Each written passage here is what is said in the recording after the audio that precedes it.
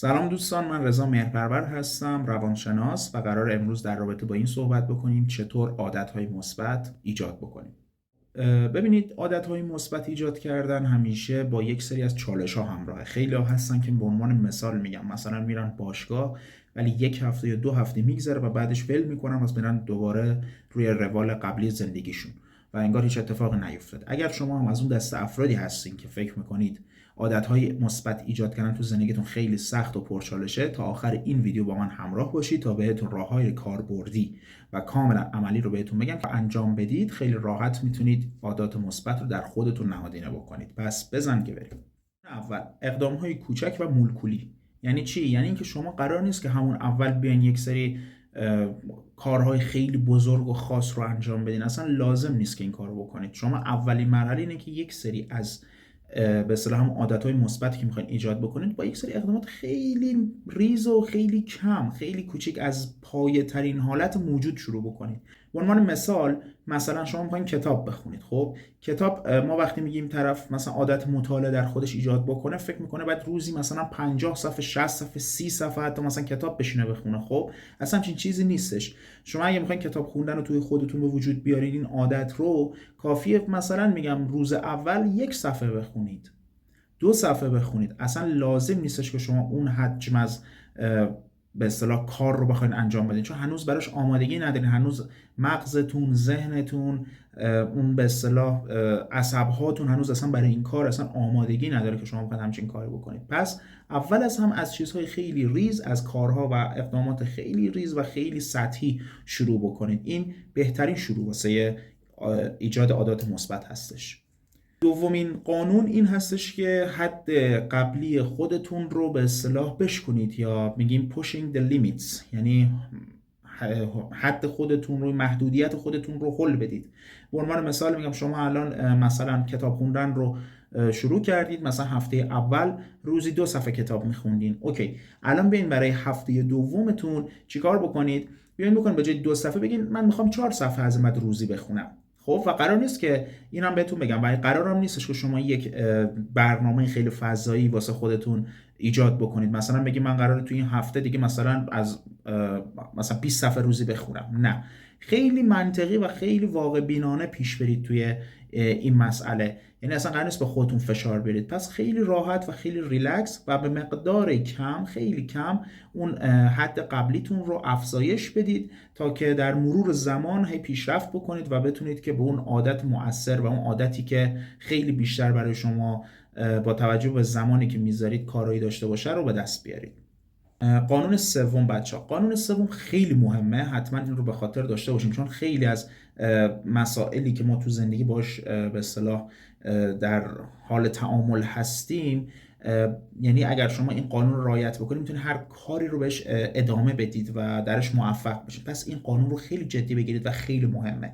اون هم این هستش که احساسات اون لحظتون رو، احساسات منفی مثل حالش الان ندارم، حوصله‌شو امروز ندارم، امروز رو مودش نیستم، اینها رو به شدت بذارید کنار. هدف این قانون اینه که شما توی این کار عملا قرار بگیرید و مجبور بشید که اون رو انجامش بدید. پس باید اون لحظه اون احساسات منفیتون رو کنار بذارید که من الان حالشو ندارم، حوصله‌شو ندارم. خب طبیعیه، بخاطر اینکه شما یک مدت خیلی زیادی رو، چه بسا از اول زندگیتون، اون کار رو اصلا انجام ندادید و الان قراره که به صورت یک چیز نو و جدید در زندگی شما ظهور پیدا بکنه. پس باید این رو هم در نظر داشته باشید و انتظار این هم داشته باشید که اوایل زیاد حال و مود اون کار رو نداشته باشید، چون برای مغز شما ناشناخته است و عملا هیچ رغبتی از اون کار دریافت نمیکنه، چون تا به حال نتیجه اون عادت مثبت توی زندگی نمایان نشده که واسه مغز قابل درک باشه یا واسه شما قابل درک باشه. پس اگر میخواید عادت مثبت ایجاد بکنید، این قسمت که میگه من حالش ندارم به شدت نادیده بگیرید و برید اون کار رو حتما انجامش بدید. قانون چهارم، ببینید بچه‌ها، برنامه ریزی منطقی و واقع بینانه داشته باشید. این قانون چهارم در رابطه با همینه. شما اگر میخواید رشد بکنید، یک عادت مثبت رو تا آخر عمرتون دنبال بکنید و اون رو همیشه حفظ بکنید، باید یک برنامه ریزی واقع بینانه و منطقی داشته باشید. اگر قراره که من این هفته مثلا باشگاه میرم نیم ساعت 20 دقیقه حتی، خب یا ورزش میخوام کنم یا هر کار دیگه مثل کتاب خوندن، مثل حتی رژیم گرفتن و کنترل مقدار غذایی که میخوام بخورم، اینها رو باید شما به صورت پلکانی انجام بدید. یعنی چی؟ یعنی بیاین از سطح پایین شروع بکنید و کم کم به سطح بالا برید. پس برنامه‌ریزیتون باید کاملا منطقی و واقع بینانه باشه و اگر شما این کار انجام ندید، خب مسلما در حین راه، در حینی که شما دارید اون کار انجام میدید، خسته میشید، اذیت میشید، واسهتون سخت میشه و در نتیجه اون کار انجام دادن انگار برای شما عملا یک چالش بزرگ جلوه میکنه. پس با خودتون دوست باشید. اصلا قرار نیست به خودتون فشار زیادی الان بیارید. شما کاملا وقت دارید، کلی وقت دارید، پس در نتیجه اصلا نیاز به فشار زیاد نیست و جایی که بعد فشار به خودتون بیارید و به خودتون یکم عذاب و سختی بدید، جایی هستش که فورس ماژور، مثلا میگم وقت شما محدوده، یک خواسته که مثلا دانشگاه از شما خواسته، یک بحث اتفاق مهم زندگیتونه بهش وابسته است، اون جور موقع ها بله باید به خودتون فشار وارد کنید. ولی یک سری از عادات مثبت اینجوری نیستن که شما رو بخوان زور بکنن. پس اینجا اوکی، اصلا قرار نیست که عجله‌ای در کار باشه، با خودتون راحت باشین، فقط استمرار داشته باشید. این استمرار داشتنه از همه چیز مهمتره. اگر شما قرار باشه امروز انجام بدی 2 روز انجام ندی و هی اینها قطع بشه، هی وصل بشه، در نتیجه شما اون پاداشی رو که باید در آخر دریافت کنید نمی‌کنید و دل سرد میشید و به کل میذاریدش کنار. ولی هیچ وقت برای شروع دیر نیست، دوباره شروع بکنید، اب نداره. مهم نیست که چقدر زمین میخورید، مهم این هستش که همیشه از اون زمین خوردن بلند میشید و ادامه میدید. این خیلی خیلی مهمه. شاید این صحبت کلیشه‌ای باشه، اما واقعا و طبق تحقیقاتی هم که انجام شده دیدن افراد موفق کسایی نیستن که در آن واحد پیروز شدن. خیلی خیلی راهها رو رفتن و به شکست منتهی شده ولی باز ادامه دادن. پس شما هم دل سرد نشین و ادامه بدید. قانون پنجم، از افراد سمی و غیر همسو حتما دوری بکنید. ببینید دوستان، این خیلی خیلی مهمه.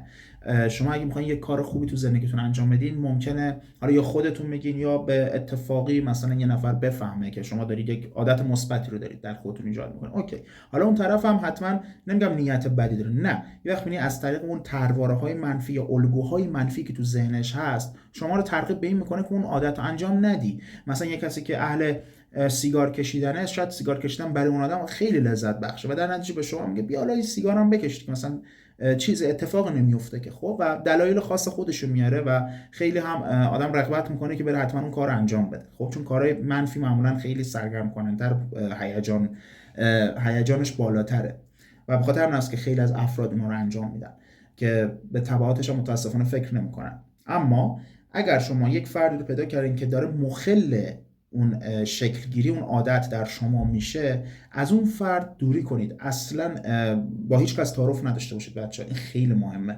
یعنی بعضی میگن خب حالا فلانی دوستمونه، فلانی، حتی اگه خانواده‌تون هم باشه، اصلا و ابدا به اون طرف زیاد نذارید تو کارتون دخالت بکنه. خیلی محترمانه، اصلا قرارم نیستش که شما یک حرکت خیلی تکانشی یا بخواید به صورت عصبی یا خیلی مغرضانه بخوای بری به طرف یه چیزی بگی، نه، اصلا اینطوری نیستش.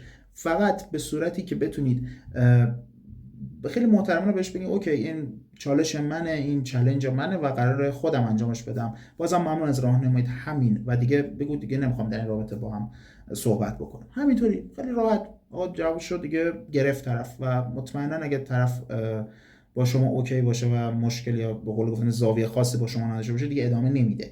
خب و سعی کنید از این افراد دوری کنید و کار خودتون رو انجام بدین و سعی نکنید که این افراد روی پروسه شکلگیری عادتتون تأثیر منفی بذارن، چون شما دارید هزینه میکنید، دارید وقت میذارید، دارید کلی به قول گفتنی ها چی میگن، دارید مراحل رو دارید طی میکنید و اینها همه برای شما از لحاظ روانی و به اصطلاح فیزیکی حتی انرژی داره میگیره و هزینه داره. پس نذارید این هزینه ها سوخت بشه و یا از بین بره. خب بچه‌ها خیلی ممنون از اینکه تا اینجا ویدیو من رو نگاه کردید. امیدوارم که براتون مفید بوده باشه و اگر نظرات یا انتقاداتی حتی دارید توی کامنت برای من بنویسید و همینطور اگر سوالی نسبت به این ویدیو یا هر سوال دیگه‌ای دارید حتما برای من کامنت بذارید. من خوشحال میشم بتونم کمکتون بکنم و امیدوارم که همیشه تو زندگیتون موفق باشین و هیچ وقت ناامید نباشید و تلاشتون رو برای بهتر شدن خودتون انجام بدید.